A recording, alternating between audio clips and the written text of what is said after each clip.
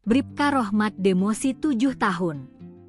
Sopir rantis Brimob lindas ojol hingga tewas. Sidang Komisi Kode Etik Polri, KET, terhadap terduga pelanggaran berat Bribka Rohmat rampung digelar di gedung TNCC Polri, Jakarta Selatan, Kamis, 4 September 2025, malam. Bribka Rohmat terseret kasus kendaraan taktis, rantis, Brimob melindas driver ojol hingga tewas yakni Afan Kurniawan, 21, di kawasan Pejompongan, Jakarta Utara, 28 Agustus lalu.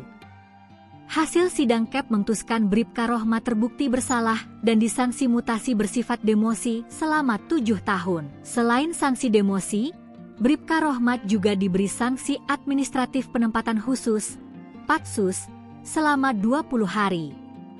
Selama sidang tampak Bribka Rohmat mengenakan seragam pakaian dinas harian, PDH, Polri dan Baret Biru Satuan Korps Brigade Mobil, Brimob, Polri. Bribka Rohmat menjabat sebagai anggota Brimob Polda Metro Jaya.